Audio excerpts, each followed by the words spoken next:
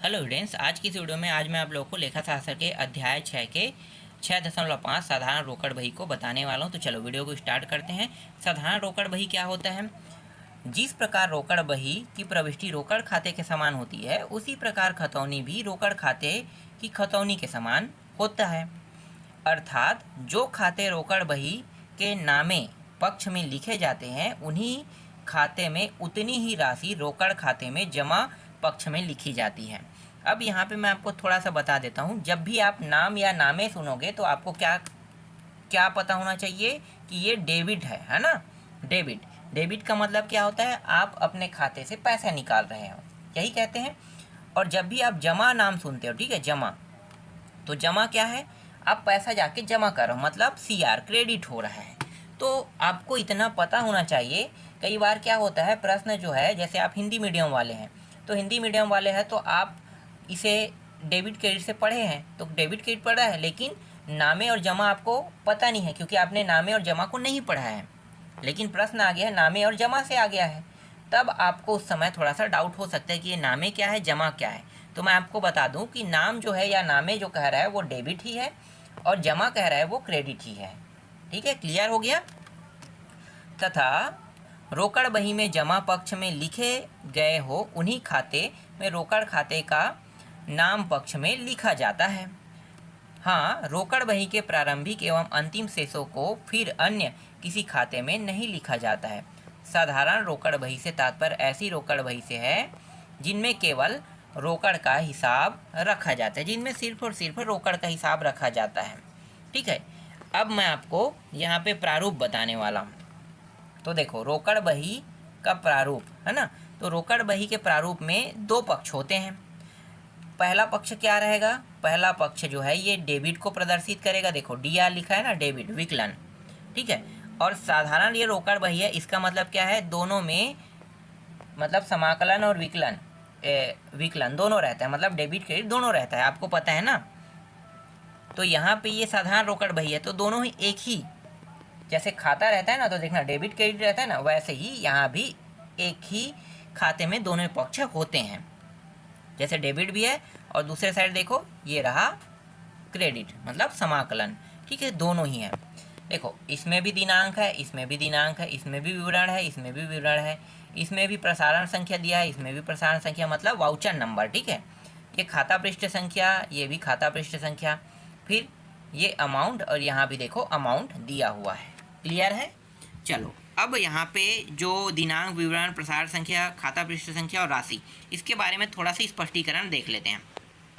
देखो दिनांक को सबसे पहले देखो। दिनांक, इस स्तंभ में सर्वप्रथम वर्ष तथा इसके नीचे माह व व्यवहार की तारीख का उल्लेख किया जाता है। आपको तो पता होगा, सबसे पहले हम सन को लिखते हैं, जैसे कि 2000 सन हो गया। इसके बाद अगर आप चाहो तो तारीख को लिख सकते हो, तारीख को नहीं लिखोगे तो माह को लिख सकते हो ना। तो तारीख को पहले लिख लिया, इसके बाद मार्च लिख दिया, इस तरीके से। तो इस प्रकार से लिखा जाता है, ये बताना चाह रहा है दिनांक वाले में। इसके बाद विवरण देखो। विवरण, विकलन पक्ष के इस स्तंभ में उस खाते का उल्लेख किया जाता है जिसमें रोकड़ प्राप्त की गई हो, तथा समाकलन पक्ष में उस खाते का नाम लिखा जाता है जिसके भुगतान में रोकड़ दी गई हो।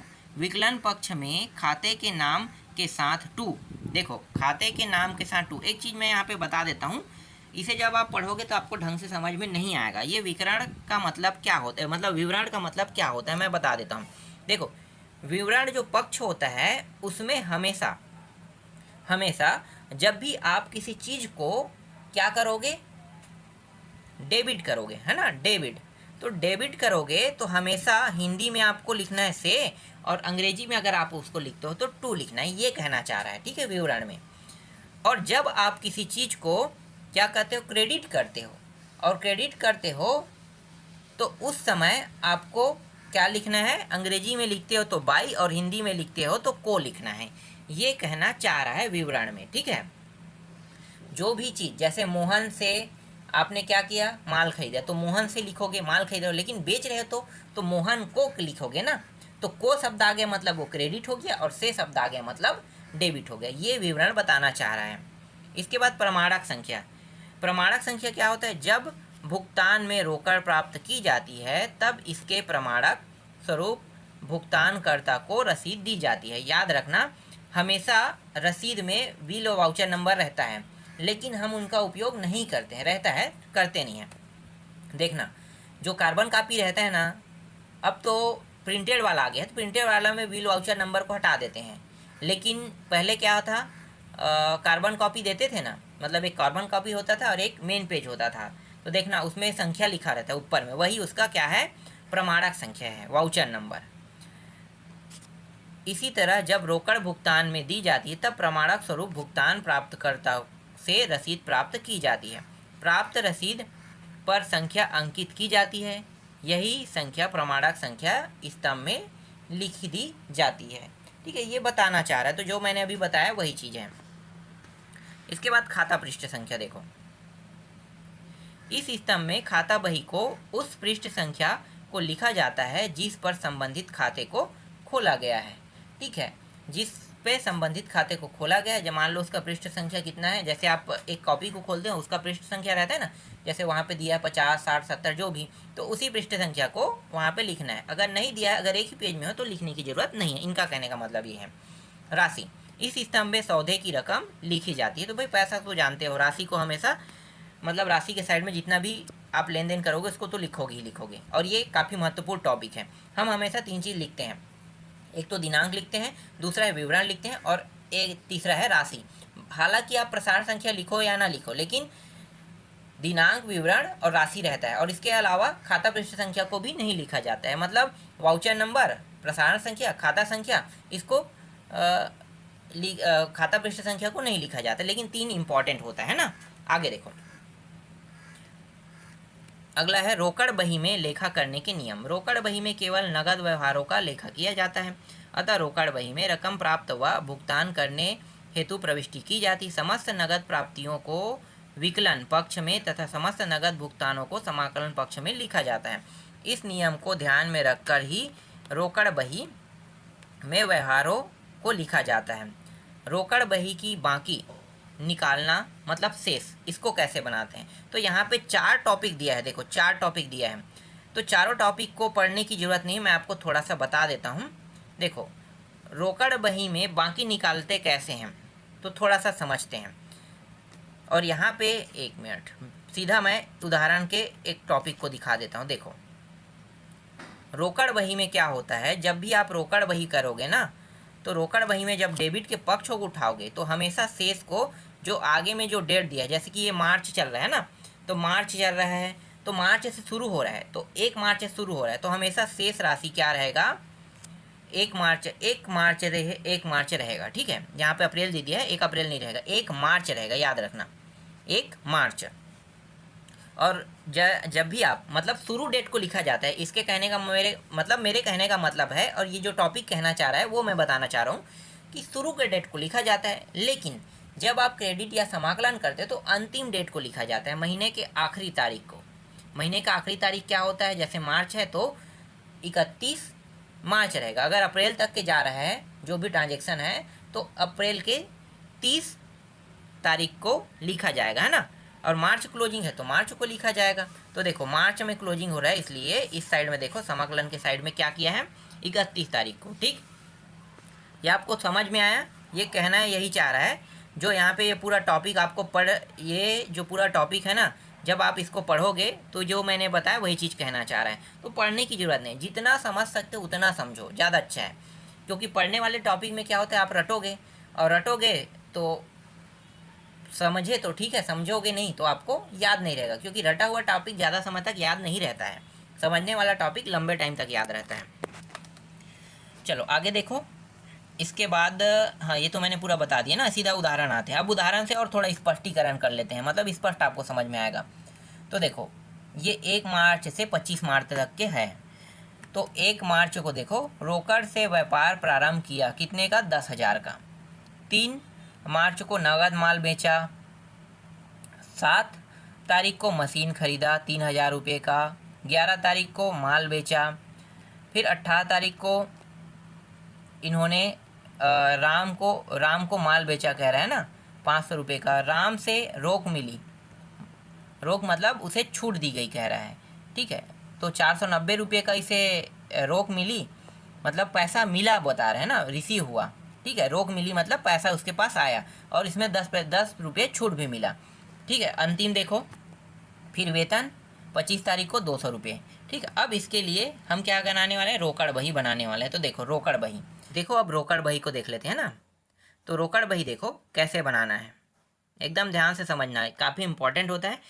अगर आपको एक बार समझ में आ गया ना तो कभी भी प्रॉब्लम नहीं करेगा कि रोकड़ बही कैसे बनाना है। और ये साधारण रोकड़ बही है, और साधारण रोकड़ बही क्या होता है कि दोनों मतलब एक ही के अंदर क्रेडिट और डेबिट दोनों पाया जाता है। तो देखो ये वाला जो हिस्सा है ये पूरा का पूरा किसको प्रदर्शित करेगा, डेबिट को, और ये वाला हिस्सा किसको प्रदर्शित करेगा, पूरा का पूरा क्रेडिट को, है ना। क्रेडिट मतलब समाकलन को, और डेबिट मतलब विकलन को प्रदर्शित करेगा।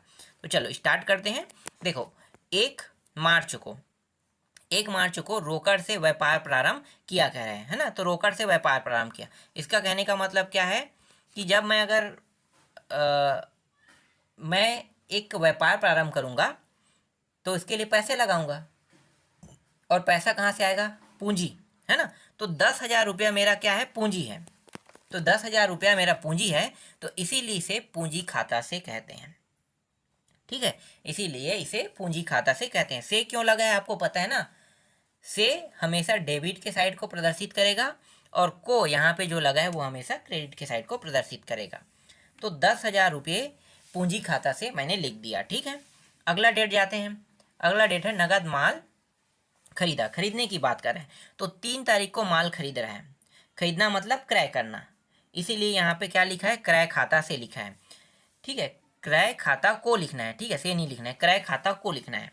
तो क्रय खाता को कितने का माल खरीद रहा है, क्रय खाता को 5,000 का, ठीक। इसके बाद 7 तारीख में आते हैं, फिर खरीदने की बात कर रहे हैं। तो जितना भी खरीदना होगा ना वो पूरा का पूरा क्रेडिट मतलब समाकलन के साइड में लिखना है, और जितना बेचने से संबंधित है, ठीक है, वो पूरा का पूरा डेबिट के साइड में लिखा जाएगा, ये याद रखना, ठीक है। तो मशीन खाता से, फिर मशीन खरीद रहा है तो क्या लिखेंगे, मशीन खाता से 3,000 का खरीदा। अब 11 तारीख को क्या कर रहा है, बेच रहा है, नगद माल बेचा कह रहा है। तो बेचना मतलब क्या होता है, विक्रय करना, है ना। विक्रय करना, क्या चीज़ बेच रहा है लिखा तो नहीं है, तो हम क्या लिखेंगे, डायरेक्ट विक्रय खाता से लिखेंगे। तो कितने का, 1,000 रुपये का। अगला डेट देखो 20 तारीख को है, राम से रोक मिली। रोक मिली मतलब पैसा आया, ठीक है। अब भाई आपने कोई सामान बेचा होगा तभी तो पैसा है ना। तो बेचने वाले चीज़ में अगर आपको पैसा मिल रहा है, इसका मतलब क्या है, इसका मतलब ये है कि ये भी किस साइड में आएगा, डेबिट के साइड में। इसीलिए राम से 490 रुपया राम से क्या हुआ, प्राप्त हुआ। क्लियर हुआ, ठीक। अगला डेट देखो, फिर 25 तारीख को आते हैं, वेतन खाता से, है ना। वेतन खाता से कितना है, 200 रुपये। तो इनको वेतन खाता से 200 रुपये मिला होगा, मतलब क्रय कर रहे हैं वैसे इस प्रकार से। तो इसलिए इसको किस साइड में लिखा गया, क्रेडिट के साइड में लिखा गया है। एक चीज़ याद रखना, फिर से मैं आपको बता रहा हूँ, इस प्रश्न को अगर आप बनाना चाहते हो और बनाना सीखना चाहते हो तो इनके शब्दों में आपको क्या करना है, ध्यान देना है। शब्द क्या कह रहा है, तो शब्द अगर कह रहा है कि खरीदने से पूरा काम हो रहा है, खरीदने से, तो खरीदना मतलब क्रय से संबंधित, तब आपको क्रेडिट के साइड में सारे टॉपिक को लिखना है, डेट उट सबको, ठीक है। और अगर बेचने से संबंधित है तभी बस आपको क्या लिखना है, डेबिट के साइड में लिखना है। अगर आप इसको एक बार समझ गए तभी आप इनसे संबंधित सारे प्रश्नों को बना पाओगे, वरना नहीं बनेगा ये प्रश्न। क्लियर हुआ। अब इनको जोड़ लेते हैं, चलो जितना घटना हुआ है वो सभी को क्या करते हैं, जोड़ लेते हैं, ठीक है। जोड़ो, तो क्या है ये देखो, डेबिट वाले को जोड़ेंगे तो तीनों का योग कितना होगा, 11,490 होगा तीनों का। अब इन तीनों को जोड़ो, इन तीनों को जोड़ेंगे तो इनका योग हो जाएगा 8,200, ठीक है। 8,200 आ रहा है, 8,000 कितना आ रहा है, 200 आ रहा है। लेकिन यहाँ पे कितना है, 11,490, और यहाँ पे है 8,200 है। तो अब कितना शेष बचा होगा, मतलब शेष लगे जो अंतिम डेट होता है ना, जो 1 मार्च का अंतिम डेट कितना है, 31 मार्च। तो 31 मार्च को हमें लिखना है, मैंने बताया था ना 31 मार्च। क्रेडिट के साइड में इसे 31 मार्च में लिखते हैं, और डेबिट के साइड में जो डेबिट के साइड में शायद मैंने थोड़ा गलती से आपको बता दिया है कि शुरू डेट को लिखते हैं, शुरू डेट को नहीं, महीना खत्म होने के शुरू डेट को लिखते हैं। तो मार्च के बाद क्या आता है? अप्रैल। तो अप्रैल को लिखा जाता है। देखो यहाँ पे अप्रैल आ गया है, ठीक है, अप्रैल को ही लिखा जाएगा। तो अंतिम डेट को यहाँ पे लिखेंगे, तो अंतिम डेट को यहाँ पे लिखेंगे। तो देखो 11,000 में अगर यहाँ पे मैं आपको थोड़ा सा बता देता हूँ कि ये शेष लगे कैसे आया। 11,490 है और यहाँ पे इन तीनों का योग कितना था? 8,200। घटा दो, तो घटाएंगे तो ये 0 और ये 9, फिर ये 4, नहीं 4 नहीं 2, 4 में 2 2 जाएगा 2 और ये 3, तो 3,290 यहाँ पे आ रहा है। तो शेष लगे में आपको कितना लिखना है? 3,290 लिखना है। ये अंतिम डेट पे हो जाएगा, है ना, महीने का अंतिम डेट पे। अब महीना खत्म होने के शुरू तारीख क्या होता है? 1 अप्रैल। मार्च है तो मार्च के बाद अप्रैल, तो अप्रैल में यही शेष लगे लिखना है और यहाँ पे लिखना है 3,290, ठीक है। और अब ये क्या हो जाएगा? यहाँ पे देखो ये वाला सभी एक बराबर राशि हो गया, सभी एक बराबर राशि, तो ये 11,490 ये भी बन गया। क्लियर हुआ ये टॉपिक? चलो एक उदाहरण और है, अगर ये आपको अच्छे समझ में नहीं आया होगा तो एक उदाहरण और है, उसको देख लेते हैं। देखो यहाँ पे है, हाँ एक डेट यहाँ पे नहीं लिखा है ना, 18 तारीख को। तो 18 तारीख को यहाँ पे देखो बता भी दिया है कि 18 मार्च को क्यों नहीं लिखा है।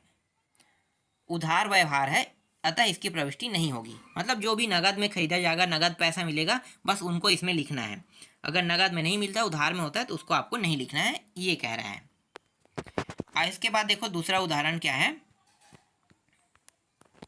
दूसरा उदाहरण में 1 तारीख को रोकड़ हाथ में 5,610 रुपये।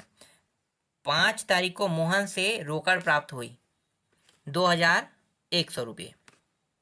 श्याम को नगद भुगतान किया 6,670 रुपया।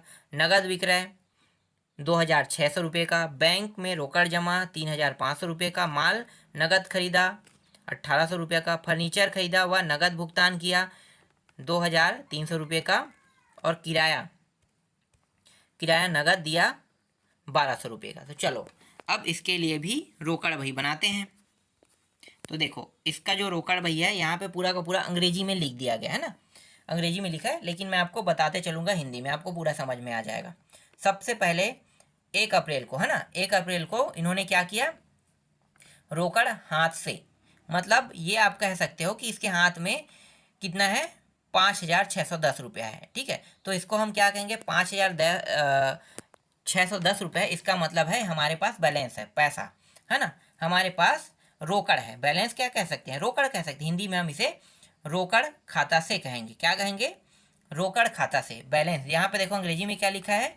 To balance AC। यहाँ पे BD लिख दिया है, ये BD नहीं होना चाहिए, BD AD AC होना चाहिए, ठीक है। रोकड़ खाता से हम लिखेंगे, यहाँ पे BD लिखा है।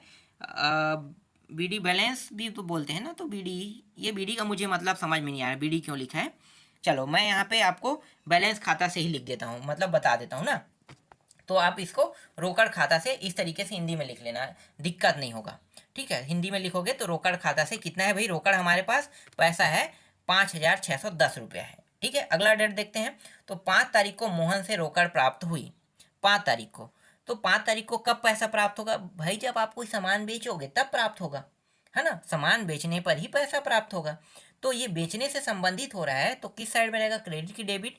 डेबिट। मैंने आपको क्या बताया है कि जो भी बेचने से संबंधित है, मतलब विक्रय होने से संबंधित है, वो पूरा पूरा डेबिट के साइड में। अगर मैं खरीदारी करता हूँ तो ये पूरा का पूरा कहाँ जाएगा? क्रेडिट के साइड में जाएगा। क्लियर हुआ?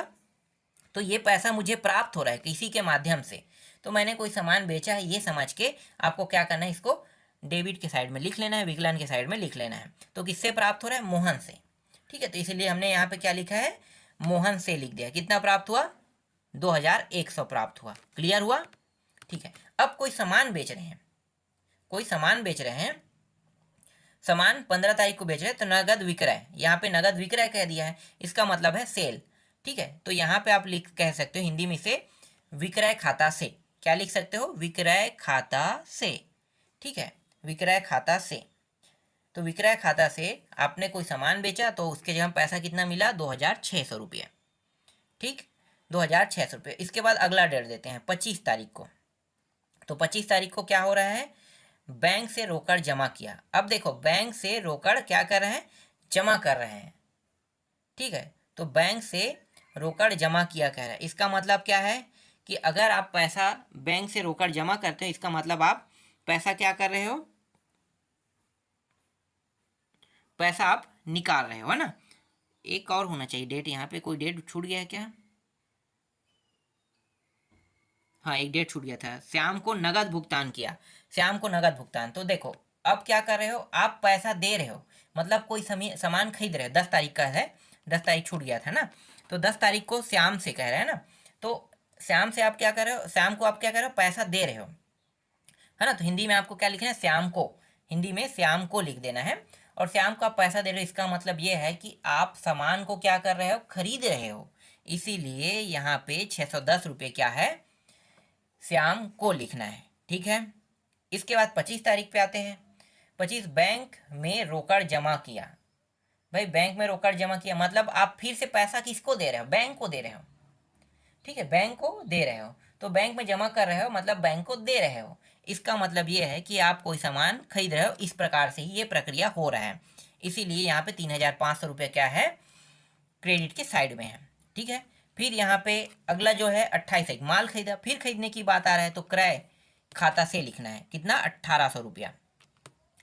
फिर अगला देखो 29 तारीख को फर्नीचर खरीदा हुआ, नगद भुगतान। देखो फर्नीचर भी खरीदना है और नगद भुगतान भी करना है, दोनों काम हो रहा है ना, फर्नीचर खरीदना और नगद भुगतान। तो फर्नीचर खरीदना मतलब क्रय करना, क्रय खरीदना और भुगतान भी कर रहे हैं, तो नगद खरीदना, तो यहाँ पे आपको क्या करना है, 2,300 रुपया लिख देना है, ठीक है। 2,300 रुपये, अगर भुगतान भी कर रहे हैं तो भी ये खरीदने पे ही आएगा, याद है ना, अभी मैंने क्या बताया कि अगर आप बैंक में जमा कर रहे हो या किसी को पैसा दे रहे हो तो कोई सामान खरीद रहे हो, इस प्रकार से आपको समझना है, और क्रय में लिखना है मतलब क्रेडिट के साइड में लिखना है। इसीलिए ये 2,300 रुपया क्या हो गया, इस साइड में आ गया। तो यहाँ पे फर्नीचर खाता से लिख देना, ठीक है, फर्नीचर खाता से लिख देना, बस इतना ही आपको करना है। अगला है रेंट, किराया नगद दिया, तो किराया भी दे रहे हो, पैसा अपने जेब से दे रहे हो, इसका मतलब क्या है, ये भी किस खाते में रहेगा, क्रेडिट के साइड में रहेगा। क्लियर हो गया ना ये टॉपिक पूरा। मैंने आपको पक्षों को भी बता दिया कि किस प्रकार से आपको समझना है कि ये डेबिट के साइड में जाएगा कि ये क्रेडिट के साइड में जाएगा। जैसे अपने जेब से आपने पैसा दिया, इसका मतलब ये है कि आप कोई सामान खरीद रहे हो, ये समझ के आपको उसको क्रेडिट के साइड में लिख लेना है। अगर आपको कहीं से पैसा प्राप्त हो रहा है, ठीक है, तब आपको क्या समझना है कि वो डेबिट के साइड में जाएगा, ये समझना है। और ये कैसे आपको समझ में आएगा, जैसे आपने बैंक में, है ना, जैसे आप गए बैंक में और बैंक में कैश को लेके जा रहे हो, तो वो क्या होगा, आपके खाते में जा रहा है, मतलब वो क्रेडिट हो रहा है। अगर बैंक से आप पैसा निकालते हो मतलब आपको कोई पैसा देता है, तो अब वो क्या होगा, डेबिट होगा। तो ये आपको ध्यान में रख के इस टॉपिक को बनाना है, एकदम क्लियर है। देखो अगर आप इसको ध्यान से समझ गए, जो मैंने अभी आपको बताया एकदम लास्ट में, कि ये क्रेडिट कैसे हुआ और डेबिट के साइड में कैसे गया, है ना। तो क्रेडिट के साइड में कैसे गया, जब आप पैसे को किसी को देते हो या बैंक में जमा करते हो, तब वो क्या होगा, क्रेडिट होगा, ठीक है। और जब आप बैंक से पैसा निकालते हो या किसी किसी के द्वारा आपको पैसा प्राप्त होता है, तो वो क्या कहलाएगा, डेबिट कहलाएगा, बस इसको समझना है, ठीक है।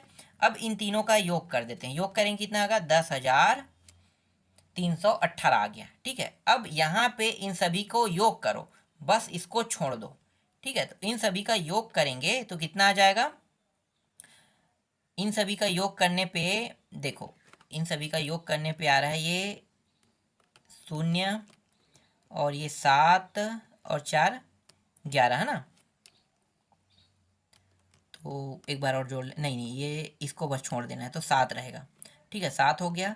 फिर सैकड़ा वाले को जोड़ते हैं तो ये 5 10 15 और एक 16 और 8, कितना होगा, 16 और 4 20 5 25, 25 का 5, हाँसी लाई 2, ये हो गया 4 और 2 3 और 2 5 एक 6, 6 के बाद 7 8, 8 इतना आ रहा है, ठीक है। अब घटा के देखते हैं, तो इसको घटाएंगे तो कितना हो जाएगा, 0 और घटाने पे ये आ रहा है 4, ठीक है, और 3 और ये हो गया, कितना हो गया, कहीं पे जोड़ने में थोड़ा गड़बड़ हुआ होगा ना, ये तो 9 होना चाहिए क्या, तभी तो आगे होगा, ठीक है, ये 9 होगा, ठीक है, जोड़ने में थोड़ा सा गड़बड़ हो गया है, इसको सुधार लेते हैं। तो इन दोनों को जब हम जोड़ेंगे, इन सभी को जोड़ेंगे और जोड़ के घटाएंगे तो 840 रुपया आएगा। तो 840 रुपया तो क्रेडिट के साइड में किस डेट में लिखते हैं? अंतिम डेट में। तो देखो शुरुआत कहाँ से हुआ? 1 अप्रैल से। अंतिम डेट कहाँ पे गया है? 30 अप्रैल। तो 30 अप्रैल को आपको क्या लिखना है? शेष लगा, है ना। तो शेष लगा को आपको क्या लिखना है? अंतिम में लिखना है। हिंदी में हम शेष लगा बोलते हैं ना, तो शेष लगा मतलब ये अंतिम में आ गया। कितना है? 840 रुपया। अब इसे अगर हम डेबिट के साइड पे लिखेंगे तो महीने की शुरू डेट में लिखते हैं, तो 1 मई को लिखेंगे, देख सकते हो यहाँ पे। ठीक है, अब इन सभी को क्या करते हैं? अंतिम में देखो इन सभी को जोड़ेंगे, तो जोड़ेंगे कितना हो जाएगा? देखो दोनों का राशि बराबर आ रहा है ना अब, बिल्कुल। तो इसी प्रकार से आपको क्या बनाना है? खाता बही बनाना है।